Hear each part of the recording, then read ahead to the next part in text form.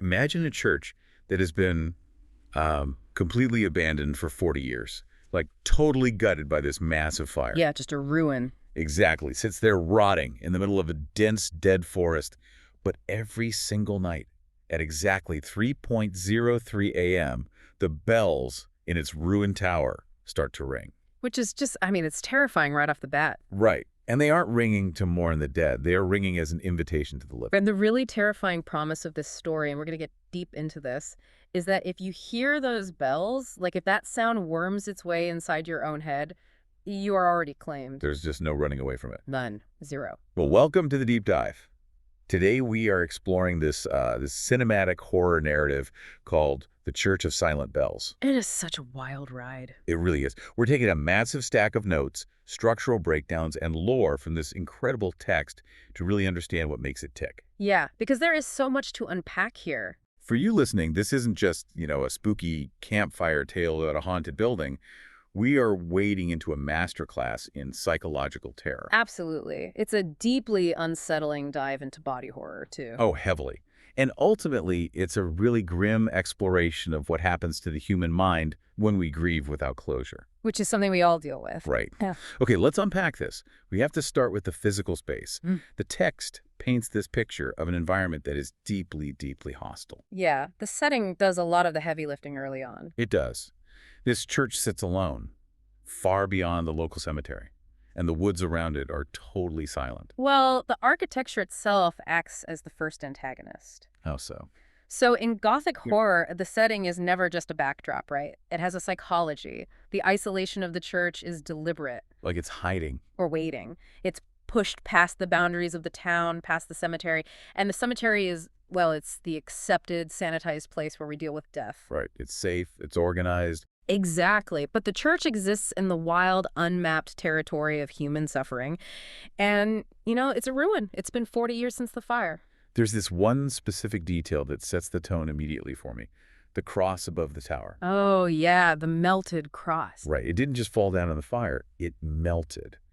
And now it just hangs there completely crooked against the sky. Think about what a cross usually represents in our cultural subconscious. Sanctuary. Right. Protection. Exactly. It's sanctuary.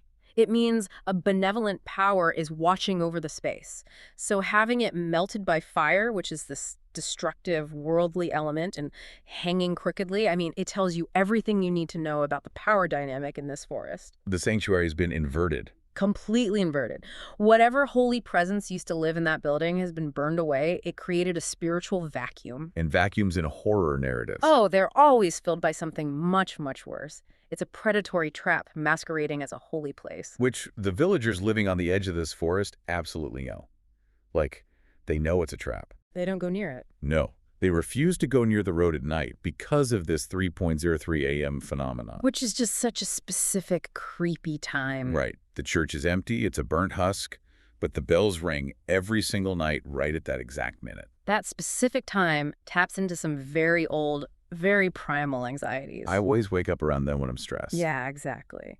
Human circadian rhythms naturally hit their deepest lull around 3 a.m.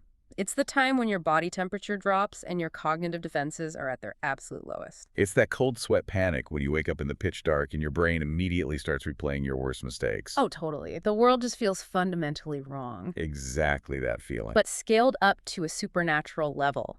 Historically, folklore calls 3 a.m. the witching hour, or the devil's hour. Because it's an inversion, right? Yes. It originated as a deliberate mockery of 3 cm, which theological traditions often cite as the hour of Christ's death. So 3 a.m. becomes an inversion of the Holy Trinity. And the author adding that extra 3 to make it 3:03. It just compounds the numerical mockery. It takes that universal groggy vulnerability you feel in the middle of the night and weaponizes it. And it weaponizes it so effectively that the villagers actually have a name for it. They call it the calling. Which is so ominous. It really is. They know that every time the bell rings, someone is going to die. Or worse. Yeah, worse. Because the people who actually follow the sound into the woods, they don't come back normal. No, they do not. The text says some come back totally silent, some come back The smiling, smiling is so deeply unsettling. and some come back missing their eyes. Taking the eyes is a classic removal of the soul's window. but it also enforces a kind of sensory loyalty. What do you mean by sensory loyalty? Well, if you can't see the real world anymore, your reality is entirely dictated by what you hear. You are forever bound to the sound of the bells. Oh, wow. That is dark. You know, reading through that lore, I couldn't stop picturing an anglerfish. Oh, that is a great comparison. Yeah. Right. You look at an anglerfish in the pitch black of the deepest part of the ocean, and all you see is this beautiful, glowing lure floating in the water. And you just swim right to it. Exactly. The church operates on the exact same biological mechanism. From the outside, it's a dead, inactive husk. But those ringing bells at 3:03 a.m. are the glowing lure in the deep, dark forest. It expends almost zero energy doing it, too. Right, it just sits there ringing the bell, waiting for a victim to wander directly into its jaws. It's the perfect ambush predator. And what makes an ambush predator so terrifying is that it relies entirely on the prey's own momentum. It doesn't chase them. Exactly. The church doesn't chase the villagers. It broadcasts a signal and waits for human curiosity, or more likely, human despair, to do all the heavy lifting. Which is exactly how our protagonist gets caught in the teeth. Yeah, this is where the story shifts gears. A distant legend is one thing, but this becomes a deeply personal nightmare because the protagonist suffers a loss. Their grandfather dies. A very grounding human tragedy. Yeah. And the night before his funeral, the protagonist is grieving. The house is quiet. And then the church bells ring 13 times. 13, the disruption of order. Right, because usually it's 12, right? Exactly. We organize our lives around cycles of 12, 12 months, 12 hours on a clock face. 13 breaks the cycle. It introduces an anomaly, a chaotic element into the established rhythm of the town's suffering. And chaos follows immediately. Because the next morning, a villager vanishes. The town knows what that means. They do. The protagonist realizes the stories are actually real. But the entity doesn't stop there. 3 nights later, the protagonist hears the bells again from their house. And the text paces this moment so brilliantly. It really does. It says 1 ring, 2, 3, and then just as they expect it to stop, a 4th ring echoes through the village. And the psychological effect on the community is instantaneous. Total paralysis. Because the lore says 4 rings means someone hasn't just been marked for death. They've been invited inside the church, alive. It's the ultimate escalation. And the cruelest rule of the calling is that ignoring the invitation only brings the horror faster. It's an inversion of the classic threshold myth. Like vampires. Exactly like vampires. Right. Think of vampire lore.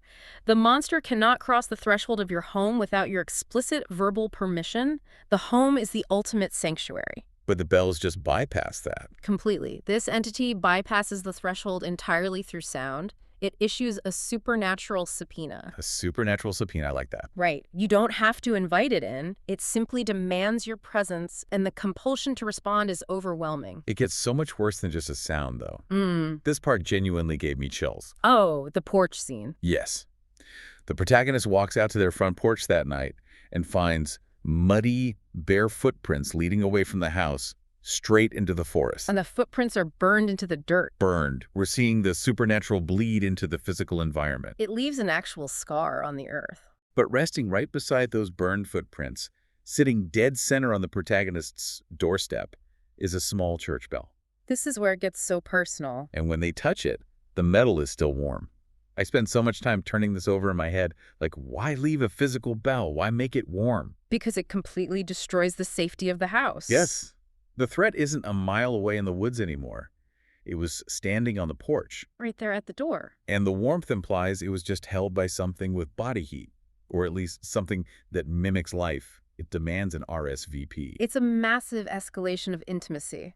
Leaving a warm object is a violation of personal space. It's like it's saying, I see you. Exactly. It tells the protagonist, you are seen, you are chosen. I was close enough to touch you. God, that's creepy. It is. The warmth of the metal contrasts so sharply with what we expect from death and from a cold, rusted church. It creates this dreadful cognitive friction. Because your brain is like metal should be cold. Right. The protagonist knows they should throw it away, but the physical presence of the bell acts as a tether. They are pulled to follow those burned footprints into the trees. Right toward the glowing lure. Yes. And the journey through the forest is a nightmare of sensory deprivation. The text notes that the deeper they walk, the quieter the woods become. It's not just peaceful, though. No, it's an absolute suffocating void. No crickets, no wind in the leaves, nothing. This is a brilliant use of environmental pacing. How so? Well, if we look at the biology of how humans process sound, removing all ambient noise puts the brain in a state of high alert. Oh, like when everything goes quiet before an earthquake? Very similar. If you've ever been in an anechoic chamber, which is a room designed to absorb all sound, people often report feeling incredibly anxious. Sometimes they even hallucinate within minutes. Just from the silence. Yeah. The auditory cortex is desperately searching for any pattern to orient itself. It's like that heavy, oppressive quiet you get right before a massive, destructive thunderstorm hits. Your brain knows the silence means danger. Because in nature, absolute silence means predators are actively hunting.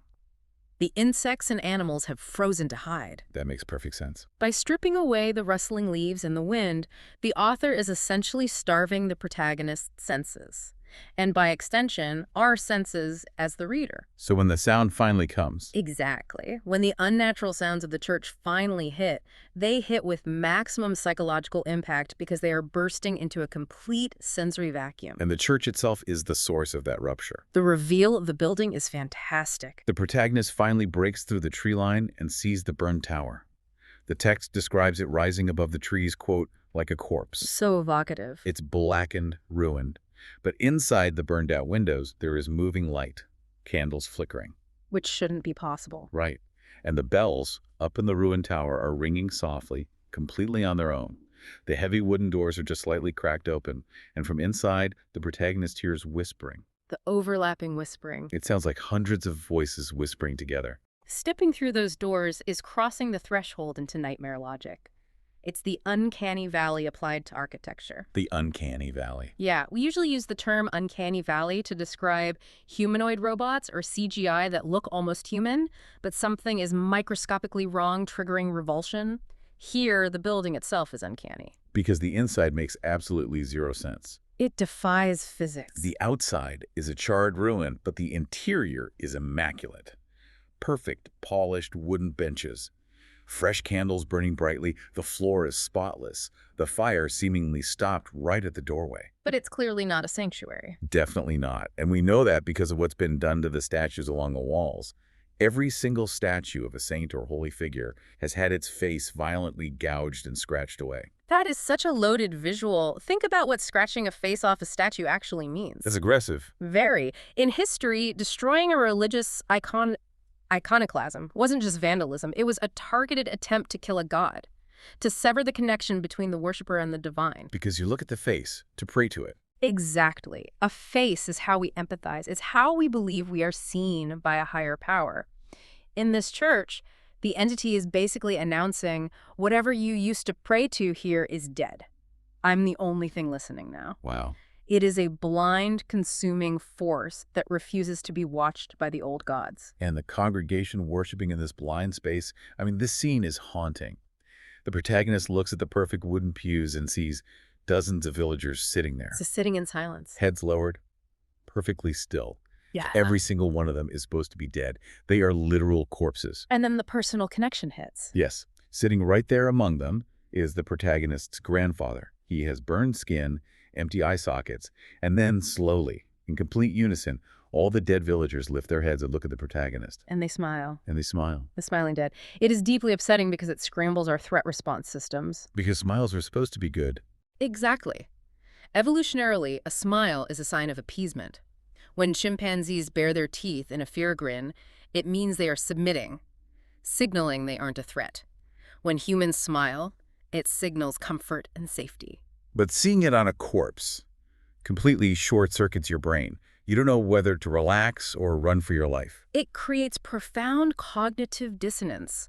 Because in this context, the smile isn't an expression of joy. It's a symptom of total subjugation. They aren't doing it themselves. No. The muscles of their faces are being puppeteered by an unseen force. They have lost all autonomy. The smile is essentially a uniform, a brand of ownership stamped onto them by the church. And the moment that uniform smile locks onto the protagonist, the church bells cut out. Instantly. Back to the silence. Total suffocating silence fills the room. And then from the pitch-black bell tower above, heavy footsteps start climbing down. The pacing here is just relentless. Slow, rhythmic.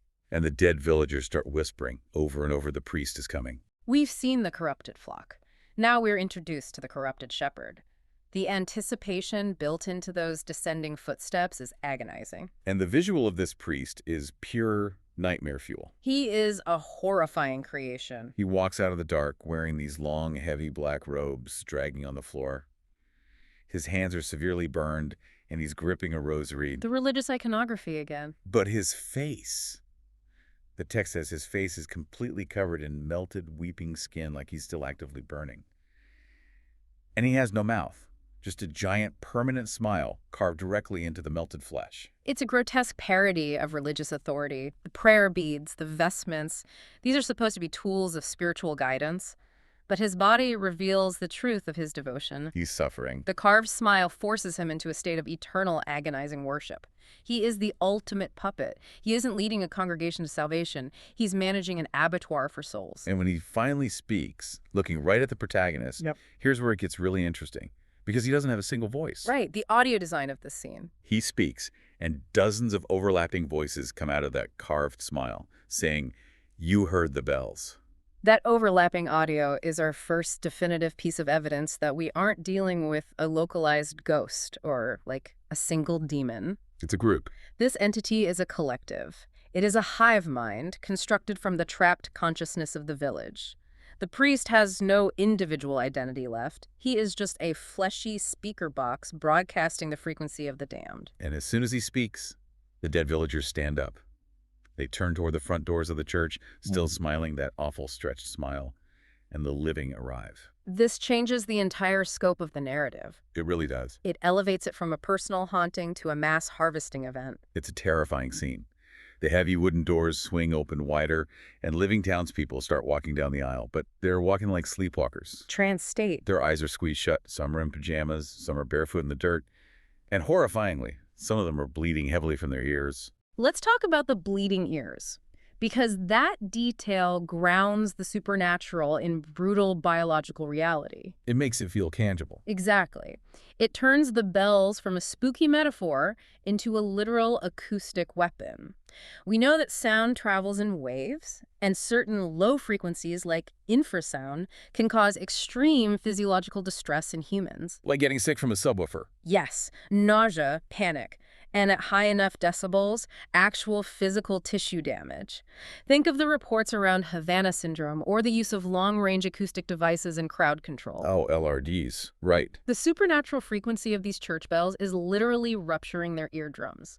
These living villagers didn't make a conscious choice to walk into the woods. They were dragged. They are biological captives. The sonic compulsion is so powerful it is dragging their bodies to the altar while destroying their auditory system in the process. They're completely trapped in their own bodies. The priest just stands there smiling and says, "The bells guide lost souls home." But home is a very twisted concept here. We immediately get to see what home actually means. From the crowd of sleepwalking villagers, this frail, trembling old woman steps forward. She's wearing a tiny silver bell on a necklace. A personal bell. She walks right up to the altar, and the tiny bell around her neck rings once. It's a ritual offering. That small silver bell likely represents her own private grief, a physical manifestation of an unanswered prayer. She just wants someone to hear her. Exactly. She is bringing her sorrow to the altar as tribute. And the church accepts it. Up in the pitch darkness of the ceiling, a massive shape shifts. A giant arm lowers down from the rafters. The first glimpse of the entity. The text describes it as having too many joints, bending unnaturally. It reaches down and touches the old woman's forehead. And it does it gently, almost lovingly. The gentleness is the most sinister part. Why do you say that? Because it mimics comfort while executing total erasure. Her face instantly stretches into that same empty, too wide smile. And then her skin starts turning gray. Flakes of ash begin spreading across her cheeks and her clothes. The burning without fire. She is literally being incinerated into the remnants of a fire she wasn't even alive for. And the crowd of dead villagers whisper, "She has been heard." It perfectly illustrates the predatory nature of the trap. It preys on the fundamental human need to be acknowledged, to connect. But the relief of being heard here is assimilation, not salvation. It gutted me, honestly. This poor woman probably spent years feeling profoundly lonely, maybe grieving a husband or a child, just begging the universe to listen to her. And this thing did listen. It answered her prayer. But the cost was turning her into literal ash to be packed into the foundation of the church. She traded her humanity just to stop feeling ignored. Which is a devastating commentary on loneliness. The entity consumes her suffering and uses her physical form to strengthen the trap. The protagonist watches this happen and realizes they are completely doomed. They try to back away, aiming for the doors, but the environment turns against them. The church won't let them go. The stained glass windows don't show the forest anymore. It's just endless, suffocating blackness outside. And the walls of the church, they start to breathe. Yeah, the living architecture trope. The wood is physically expanding and contracting like lungs. The architecture is alive. We realize the building isn't just a container for the monster. The building is the monster. Human faces start pushing outward from beneath the wooden planks of the walls. Some look ancient and withered. Some look like the people who just vanished from the village yesterday. The walls are made of trapped souls. It's essentially a giant fleshy prison. And right near the altar, one of the faces trapped in the wood forces its eyes open and whispers a desperate warning directly to the protagonist. It just says, "Burn the bells." That tiny whisper of rebellion is such a crucial beat in the narrative. Because they can still think. Exactly. It confirms the deepest horror of the assimilation process. If they were just mindless, brainwashed drones, it would be bad. But that whisper proves that within this massive hive mind, there is still individual consciousness. They're aware. That is so much worse. They are trapped inside the wood and the metal, experiencing eternal torment. And they possess just enough autonomy to try and warn the next victim. Burn the bells is a plea from the last shred of human empathy surviving in that room. And the priest hears it. His carved smile drops. Every single candle in the church blows out at exactly the same time. Plunged into darkness. The bells stop ringing. Total, absolute darkness. And then comes the reveal. The listener. From the pitch black above the altar, something massive starts crawling down the wall. The protagonist hears claws scraping against stone, heavy, wet breathing. The sound design described here is gross. The sound of wet meat sliding over rusted metal. The dead drop to their knees, and the priest whispers, "The listener has arrived." This is the architect of the nightmare, the listener. The author's execution of body horror in this sequence is just phenomenal. The creature steps into the dim moonlight, and its design is staggering. It is a massive, hulking beast built entirely out of hundreds of melted, rusted church bells. But not just metal. No. The metal is fused together with raw human flesh. Living human arms and screaming faces are woven between the rusted iron, still quietly whispering prayers. It's grotesque. And where a head should be, there is just one giant, violently cracked bell swinging back and forth. Let's break down the biology and symbolism of this fusion because it is the absolute thematic core of the text. Please do. The listener is the literal, physical manifestation of unresolved grief. Think about the components. You have the metal of the bells, cold, enduring, industrial. It represents the unyielding silence of the universe. Or the failing structures of religion. Yes, the rigid structures that promised these people comfort and delivered nothing. And then you have the flesh-warm, vulnerable, bleeding, mortal. It represents the raw, messy agony of human loss. It's the indifferent machine of the universe smashing into the bleeding hearts of the congregation. Exactly. And the acoustic properties of this creature are horrifying to imagine. Flesh and metal together. Right. Flesh dampens sound, while metal amplifies it. The creature is a walking resonance chamber of suffering. The fact that its head is a cracked bell is incredibly symbolic. Because bells are meant to broadcast messages. A bell is an instrument of communication. It broadcasts the message to the heavens. But a cracked bell is fundamentally broken communication. It produces a distorted, corrupted frequency. It signifies a severed connection with the divine. Yeah, and it uses that corrupted frequency to harvest people.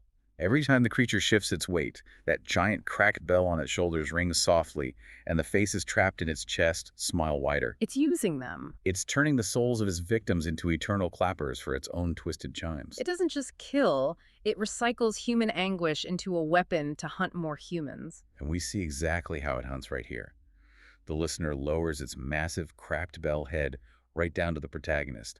All the faces hanging off its rusted body whisper in unison. "We heard you when you grieved." This is where the external threat of the monster perfectly aligns with the internal psychology of the protagonist. It bridges the gap. The listener wasn't just ringing bells randomly into the woods. It was responding to a very specific, broadcasted signal from the protagonist's own mind. The protagonist has this flash of memory. They remember standing at their grandfather's funeral. They remember the anger, the feeling of the ground dropping out from under them. The raw grief. And they remember staring into the dark a few nights later and whispering out loud, "I wish I could hear him one last time." Oh, that breaks my heart. And the corrupted priest points a burned finger at them and says, "That was your answer." It is a profound, devastating critique on the danger of grieving without closure. When we experience profound, sudden loss, it creates a literal vacuum in our psyche. We just want him back. We send out these desperate prayers, these pleas into the void, begging for a sign. Just one more conversation, one more voicemail. But the story asks us a terrifying question. What if the void is not empty? What if something is listening? The listener preys on that exact vacuum. It uses our desperate prayers as a beacon, like a flare gun shot off in a pitch-black forest. And it doesn't just hear the prayer. It uses the prayer as the ultimate bait. This is the cruelest part. Because as the listener leans in closer, from inside the dark cavity of that giant cracked bell, the protagonist hears a voice. It's their grandfather's voice. Crystal clear. He calls their name softly and whispers, "Come home." The text is very clear here. Tears instantly fill the protagonist's eyes. Because it doesn't sound like a monster mimicking a human. It sounds perfectly, flawlessly real. It induces total emotional paralysis. The listener uses the exact vocal frequency of the lost loved one to disarm its prey. Like mimicking predators in the wild. Exactly. In nature, we see mimicking predators like the margay cat in the Amazon that mimics the cry of a baby monkey to lure in adult monkeys. That is so sinister. The listener is doing this on a supernatural, psychological level. At this moment, the protagonist's rational mind can plainly see a towering monster made of rusted metal and screaming flesh. But their emotional mind, the core of their grief, hears the one sound it desires more than anything else in the world. Let me stop you there, though. Because this raises a question that's been bothering me since I read it. What's that? Is that actually his grandfather's soul trapped inside the bell, being tortured and forced to lure in his own grandchild? Or is the listener just a sociopathic mimic? Is it just pulling a memory from the protagonist's head and playing it back like a tape recorder? The genius of the author is leaving that ambiguous, because either answer is equally devastating. Both are horrible. If it is the actual soul of the grandfather, then the afterlife in this universe is nothing but eternal slavery to an acoustic predator, forced to hunt your own bloodline. Which is bleak. But if it's just a perfect recording, then the listener is violating the sanctity of human memory. It reduces the sacred, profound bond of family love into nothing more than a cheap hunting lure. It means our memories aren't safe from corruption. And the trap snaps shut flawlessly. Because right beneath the comforting sound of the grandfather's voice, the protagonist starts to hear the horrifying reality underneath it. The true nature of the bell. Hundreds of other voices, layered over each other, hungry and waiting. The creature slowly opens the mouth of its giant bell head. The text describes the darkness inside that bell moving like deep water. A void within a void. And what the protagonist sees inside that bell is the absolute point of no return. Hanging silently upside down, inside the dark metal mouth, are countless people. Villagers, travelers, children. All trapped in the resonance chamber. They are swaying gently back and forth with the ringing. And as the protagonist stares in, every single one of their mouths opens at the exact same time, and they whisper, "Every prayer is heard eventually." It confirms the staggering scale of the entity. This isn't a recent haunting. It is an ancient, insatiable machine that has been harvesting human sorrow for centuries. And then comes the final entrapment, the claiming. The bells start to ring again, but the text explicitly notes that the sound has changed. It shifts location. It isn't coming from the ruined tower anymore. It isn't even coming from the creature's cracked head. The protagonist realizes the bells are ringing closer. They're ringing inside the protagonist's own head. This is the total collapse of the self. If we trace the narrative structure, we see the external threat systematically breaching every layer of defense until it reaches the internal sanctum of the mind. From the town, to the porch, to the woods. For the brain, remember the priest's warning earlier? He said, you still hear your own thoughts. That means the bells haven't finished with you yet. Oh, wow. Forgot about that line. The moment the bells ring inside the mind, the psychological walls have been entirely obliterated. The protagonist is no longer an observer of the horror. They are a participant. They have been fully claimed by the darkness. They're just going to be another face fused into the rusted metal. Another voice waiting to mimic a loved one to trap the next grieving person. It is such a bleak, uncompromising ending. It absolutely is. The grim reality this text leaves us with is that our most profound human vulnerabilities, our capacity to love and to mourn, are exactly the things that make us visible to the dark. It weaponizes love. It suggests a universe where benevolence is entirely absent, and the simple act of reaching out for comfort only serves to elude the wolves. Wow. If we step back and look at this intense journey, we've watched this narrative brilliantly weave a classic Gothic atmosphere with visceral Cronenberg-style body horror. That unforgettable flesh and metal fusion of the listener. Yes, but beneath the gore and the jump scares, it creates a deeply unsettling psychological terror about the mechanics of grief. And bringing this back to you, the listener, grief is the one universal human condition. We will all experience it. We all have those moments where we are staring at the ceiling at 3 a.m., the house is totally silent, and we would trade any piece of ourselves, give anything at all, just to hear a lost voice one more time. And that universal vulnerability is exactly why the horror of this text is so effective. It doesn't rely on a monster hiding under the bed. It relies on the monster that lives inside our own mourning process. It's an internal threat projected outward. It takes the invisible, unquantifiable pain of a broken heart and shows us that the empty space left behind by loss isn't just empty space. It's a fertile environment where something terrible can take root. It makes you second-guess every quiet moment of sadness you've ever had. And it leaves us with a lingering, deeply unsettling thought drawn directly from the final lines of the source material. Some prayers invite things that should never answer. That line gives me the chills. It forces us to genuinely consider the void we shout into when we are hurting, if our deepest, most desperate wishes are broadcast out into the dark of the universe. What else is out there? Quietly listening in the silence, just waiting to perfectly mimic exactly what we want to hear. A terrifying thought to leave on. Thank you so much for joining us on this deep dive into the Church of Silent Bells. We'll see you next time.